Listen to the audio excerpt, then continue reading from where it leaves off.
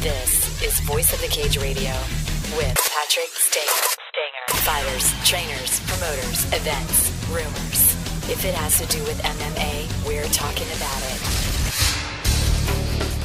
You don't know, you should know. This is Chael Sonnen, and you're listening to Voice of the Cage with the one and only Patrick Stanger. Hey, this is Gilbert Melendez, and you're listening to Voice of the Cage with Patrick Stanger. On the phone with me right now, I have UFC Bantamweight champ Dominick Cruz. Dominick, first of all, I need to ask you, we haven't seen you fight since October 1st, 2011. How are you doing? I'm doing great. I haven't fought in a while, but I'm still working. I'm still in there with the team. I'm still in there. You know, I just got to be able to start hitting pads. I got cleared to start running and jumping rope. So now is where I really get to finally start getting back to work, get to sweating, get my cardio back up real well, get my strength back. Everything in my strength training right now is focused around not just the rest of my body, but also around around the tendons in my knee to make that knee a lot stronger so it doesn't give out on me anymore. Well, let's talk a little bit about your injury for the people that aren't aware. Now, you were injured getting ready for a fight with Barao, correct? No, not with Barao, with Raya Faber. Correct. And then you had surgery, and then during your rehab, you had re-injured yourself, correct? Correct. Man. I was in rehab, and the tendon, I did a certain type of surgery, and the tendon did not take to my body. Therefore, it wasn't as strong as it should have been, and it re-tore, and I went back into surgery. That's It tough. is tough. I had 2 ACL surgeries in a year. Anybody can do it. It's me. Watch. Chingao. Definitely not fun, but it's one of those things where you just make it happen. Figure it out. Sink or swim. Well, you've been doing some commentating gigs. We're going to talk about UFC on Fox 7, which I believe you're going to be one of the analysts for that, correct? I am. That's awesome. I am. I'm going to be an analyst on this card coming up. Well, I wanted to ask you real fast before we get into UFC on Fox 7 about, obviously, Barao. He's the interim champ right now at Bantamweight, and, you know, obviously everybody wants to see this fight. And I'm curious as to how you view the situation. You know, GSP recently beat Carlos Condit, got his title back. But going into that fight, he felt like that he no longer had the title, and he's like, I'm fighting for the title. But I'm like, whatever, GSP, you're still the champ. It doesn't matter. You know what I mean?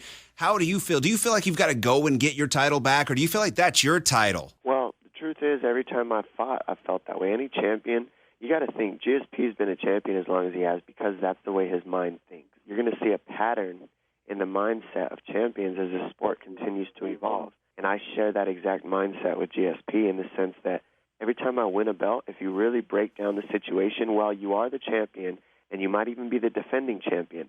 Right after you win that belt and you walk into that back room, they're already talking about potential matchups for your next title fight.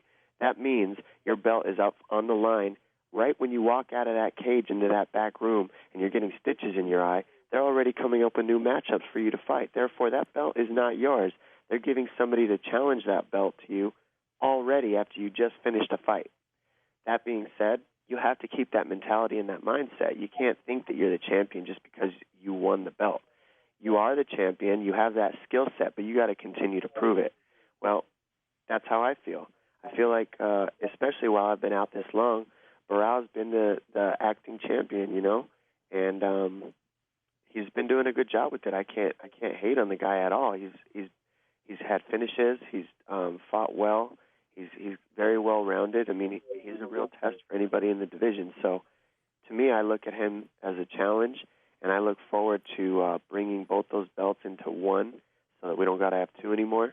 And truth is, it's like every time I win a belt, I'm not the champ. I'm just looking to defend it again.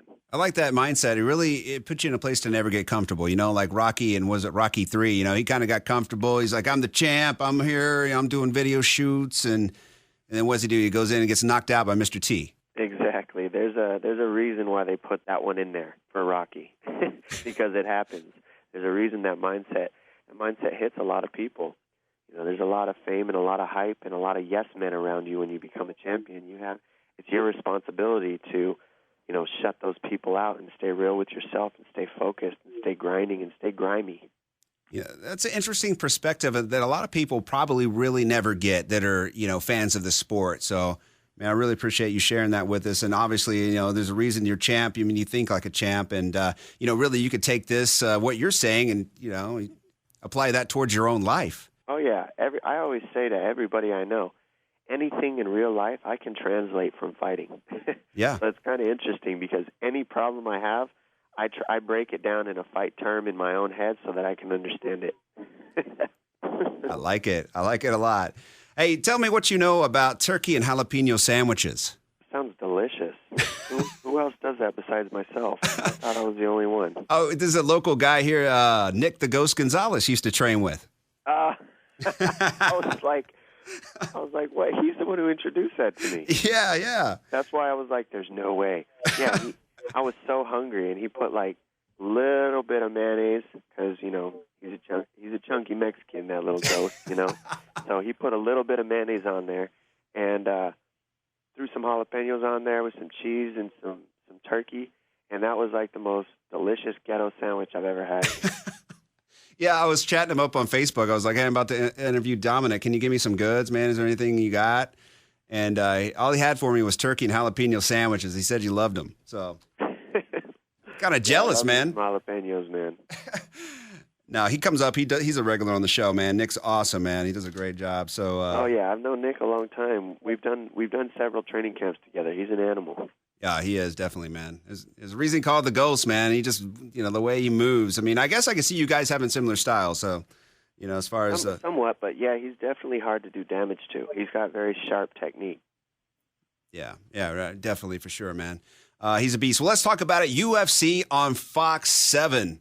It's happening Saturday night, which, of course, is 420, live and free on Fox. Dominick Cruz, of course, is going to be one of the analysts for this fight. Now, so that means you're going to be the guy on with who's the head commentator over there? On this show, it's going to be Jay Glazer. I'll be on Fuel, and they're going to be doing the Fox stuff. It's going to be Chael and actually Brian Stan doing the Fox. They're under contract with Fox, so they do. It's a separate issue. I'm with Fuel, Gotcha, and I'm doing a different breakdown of the fight. So, believe it or not, you're going to see Chael Sonnen on the desk at the Fox thing, but it's not a whole lot to do, and Stan will be there also. So they'll be cutting that up. It'll be all of us. It's like a big circle. Let me ask you, Benson Henderson versus Gilbert Melendez. What do you think about this matchup? I think this is going to be a close fight because it's champion versus champion. They both have champion mentalities. Neither of them lay down for anybody. And, excuse me, they both have a wrestling background. I think Gilbert has the edge in boxing. Ben has the edge in kicking. Gilbert has the edge in, forward pressure with not wasting movement. But Ben, he never gets tired. He mixes his wrestling and his stand-up really well. So it's going to be a tough fight. I'm going to give it to Ben, though. Yeah, that's so tough to see. It's one of those fights. It's going to be a split decision, I think. I look at it and I know both fighters and I just can't see I can't see either one of them winning or losing. So, this which makes it really an interesting fight. Because sometimes you can clearly spot the winner. Someone's like, all right, this so and so's got this.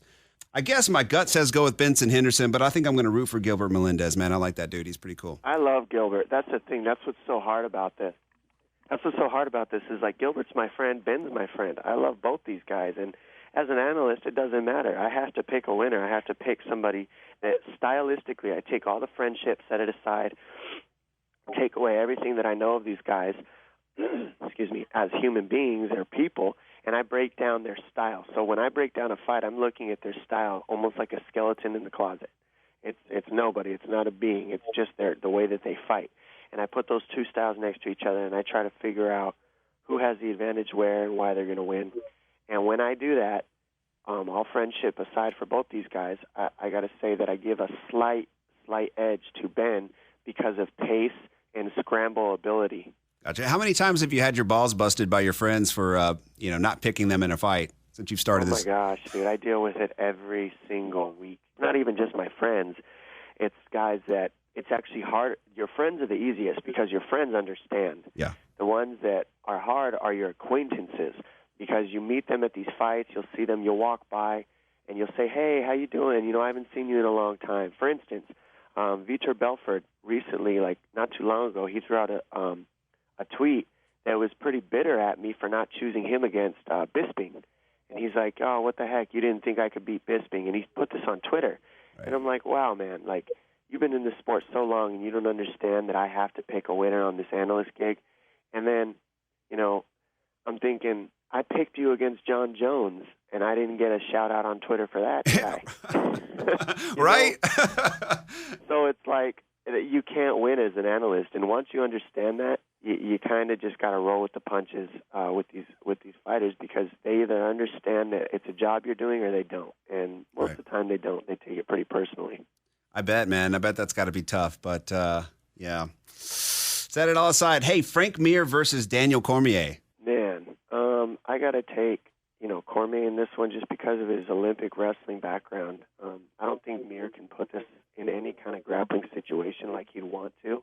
His best bet to doing that is to go for some sort of leg lock when they're in the clinch at any point. But, you know, Cormier is no slouch. He understands that too. He's a smart fighter. He's an intelligent thinking fighter.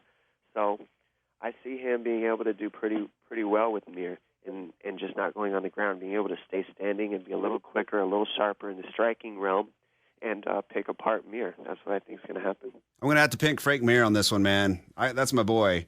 I think Good. I know he has trouble with wrestlers, though. That's the thing that makes me nervous. I mean, look at all the trouble he had with Brock Lesnar, you know, but like he gets in there with another jiu-jitsu practitioner, you know, and, you know, he can, you know, he'll submit them, he'll break their arm, you know what I mean, depending on who they are, right? But, right. Yeah, man, Frank Mir seems like he's going to, you know, he's going to outsize him. And also, I mean, he's got a lot more experience. So this should be definitely an interesting matchup, man. Okay, now on that note, let's break down Josh Barnett versus Daniel Cormier. Ooh. How much experience does Josh Barnett have? That's a good point. How much size does Josh Barnett have? Good point. How many foot locks and leg locks does Josh Barnett have? What are all the ways that Frank Mir beats Daniel Cormier? That absolutely makes sense. Dominick Cruz calling me out right here today. Just so you know. Now, even though Frank Mir is your friend, just understand you got to choose Daniel Cormier on this one. You get it? Yeah. I have a tendency because, you know, I don't, you know, I go with my heart. I got to go with I guess I'll go with my gut and my heart. But I think both says to me Frank Mir is going to win. But you know what? You're looking at it from an analytical and technical point of view, and that absolutely makes sense. Wrestlers are beasts, man. They're so hard to deal with, and you see it all the time. I mean, look at The Ultimate Fighter. You know, just recently, season 17, right? Yep. You know, everybody thought Uriah was going to, you know, send Melvin, or what's his name, Kelvin to the hospital. Well, that didn't happen. I was like, listen, I think this is going to be a lot closer than you guys think. This guy's a wrestler. I called that fight, too. I thought Kelvin was going to be able to win it with his wrestling, and he was. And I'm not saying that Frank Mir has no chance. Give me a break. This guy's been a champion. He breaks people's arms. He breaks people's everything. He's a beast. He's got more submissions in the heavyweight division than anybody in the history of the UFC. It's incredible, the things that Frank Mir has done, and I have nothing but respect for him. The thing is, I'm looking at two different styles, and Daniel Cormier just brings an elusiveness to the table striking. He controls the fight. If he doesn't want to go to the ground, he won't.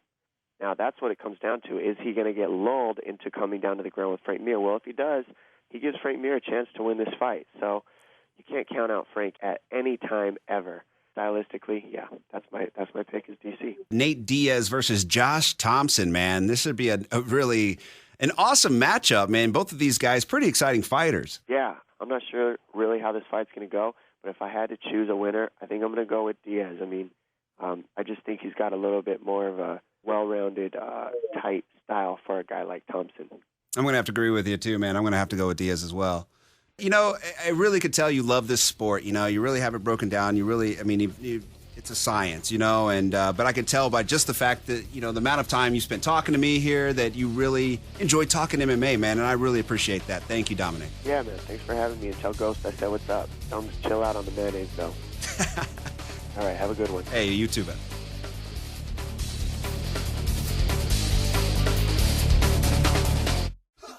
Thanks for listening to Voice of the Cage Radio. Email questions, inquiries, and other business to info@voiceofthecage.com. Facebook search Voice of the Cage and like to get the latest Voice of the Cage radio show. To book Patrick Stanger at your next fight promotion, visit voiceofthecage.com.